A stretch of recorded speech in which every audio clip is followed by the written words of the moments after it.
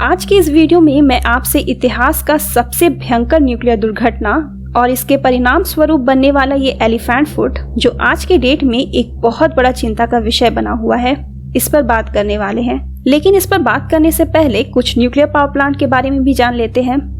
एक nuclear power plant का काम होता है भारी मात्रा में बिजली का उत्पादन करना। इन बड़े बड़े रिएक्टर्स में न्यूक्लियर डालकर गर्मी पैदा करवाया जाता है। इस गर्मी से भाप बनता है जो टरबाइन को घुमाता है और इससे जनरेटर जुड़ा होता है जो अंत में बिजली पैदा करता है। फिलहाल 30 देशों में कुल मिलाकर 449 न्यूक्लियर पावर प्लांट है जो अभी काम कर रहा है, जिसमें से 7 हमारे देश भारत में है।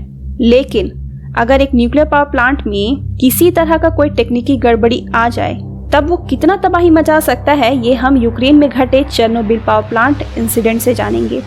इस इंसिडेंट का परिणाम इतना घातक है कि साइंटिस्ट ने ये अनुमान लगाया है कि आने वाले 20,000 सालों में यहाँ कोई जिंदगी पनप नहीं पाएगा। 26 अप्रैल की वो रात टेक्नीशियन एक रूटीन मेंटेनेंस के लिए प्लांट में पहुंचे और रिपेयरिंग के दौरान जो भी समय मिलेगा उसमें उन्होंने पहले से ही एक एक्सपेरिमेंट प्लान कर रखा था। वो प्रयोग ये था, अगर प्लांट में बिजली चली जाए तो क्या फिर भी रिएक्टर को ठंडा किया जा सकता है। लेकिन एक्सपेरिमेंट के चक्कर में उन्होंने बहुत सारे रूल्स रेगुलेशन को अनदेखा कर दिया। रिएक्टर के अंदर बिजली बढ़ गया और रिएक्टर को पूरी तरह से बंद करने की कोशिश के दौरान बिजली और भी ज्यादा बढ़ गया। इसी के साथ रिएक्टर के अंदर विस्फोट होने लगा और अंत में खुद कोर एक्सपोज हुआ, जिसके साथ पूरे वातावरण में रेडियो एक्टिव मटेरियल फैल गया। फायर फाइटर्स आग बुझाने की कोशिश में लग गए। हेलीकॉप्टर्स का दौरा, इस जगह बालू भी डंप किया गया, लेकिन कुछ भी फायदा नहीं हो रहा था। अब तक इस हादसे में 2 लोगों की मौत हो चुकी थी और बाकी सभी को हॉस्पिटलाइज कर दिया गया था। ये सब तो हुई घटना स्थल की बातें, लेकिन चूंकि ये एक न्यूक्लियर इंसिडेंट है तो ये सिर्फ दुर्घटना वाली जगह तक तो सीमित नहीं रहेगा। इस दुर्घटना स्थल के सबसे करीब में प्रिपियत नाम का एक शहर था जहां पावर प्लांट में काम करने वाले वर्कर्स को घर दिया गया था। वो लोग दूर से घटना स्थल पर निकलने वाली पीली रोशनी को देख रहे थे। उन्हें क्या पता था कि वो रेडिएशन जो उनके शरीर में घुस रहा है वो कैंसर सेल्स पैदा करेगा। उन लोगों को 36 घंटे बाद वहां से खाली कराया गया। वैसे इस तरह की दुर्घटना को कोई भी देश जल्दी उजागर नहीं करता है, लेकिन सोवियत के लिए ये बहुत मुश्किल था क्योंकि ये रेडिएशन हवा के माध्यम से स्वीडन तक पहुंच चुका था। दूसरे न्यूक्लियर पावर प्लांट के अधिकारी पूछने लग गए थे कि आखिर यूएसएसआर में हो क्या रहा है। कई बार इसे छुपाते हुए आखिरकार उन्होंने 28 अप्रैल को इस घटना की जानकारी दुनिया को दे ही दिया।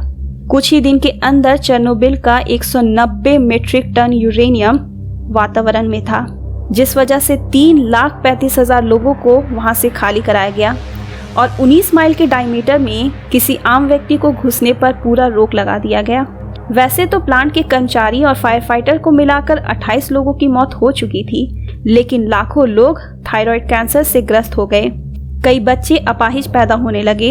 वहां अब हरियाली का नामो निशान नहीं है और जानवर भी अजीब बीमारी से ग्रस्त हैं। इन लोगों की जान गंवाने के साथ ये दुर्घटना समाप्त नहीं हुआ, बल्कि अपने पीछे वो कई घातक चीजों को छोड़ गया, जिसमें से एक है एक बहुत बड़ा रेडियो एक्टिव मास जिसे द एलिफेंट फुट कहा जाता है।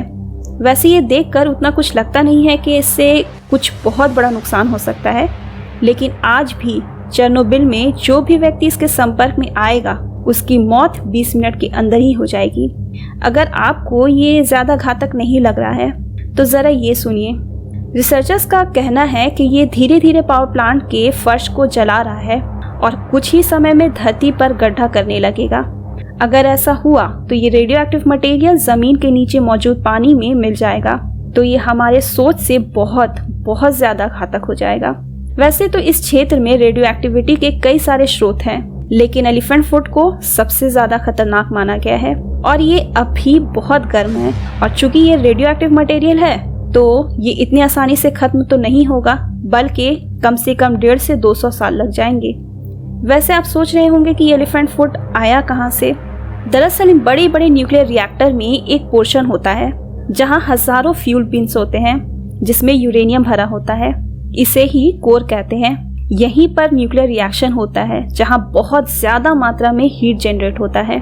ये एलिफेंट फुट रिएक्टर 4 में ब्लास्ट होने के बाद वहां से निकलने वाला रेडियो एक्टिव मास है जो यूरेनियम मेटल से बना होता है, जिसे कोरियम कहते हैं। इसके नतीजे में ये लावा जैसा दिखने वाला रेडियोएक्टिव पदार्थ पृथ्वी पर अब तक बनाए गए सबसे अधिक रेडियोएक्टिव पदार्थ में से एक है।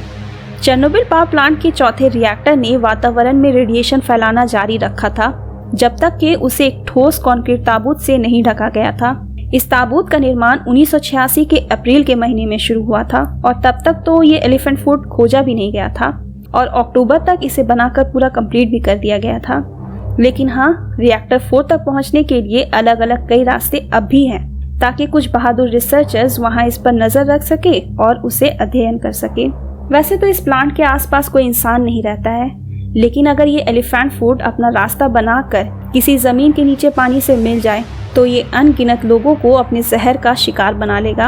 आप सोच रहे होंगे कि जब ये एलिफेंट फूड इतना ज्यादा रेडियो एक्टिव है तब क्यों इसका इतना सारा फोटो इंटरनेट में मौजूद है। दरअसल शुरू में तो जो भी फोटो यहाँ का निकाला गया वो दूर से ही लिया गया था और पूरे प्रोटेक्शन के साथ। लेकिन जैसे ही पता चला कि वो अब ठंडा हो रहा है तो कुछ निडर लोग अपनी जान को जोखिम में डालकर यहाँ इसे स्टडी करने और फोटो खींचने के लिए आ जाते हैं।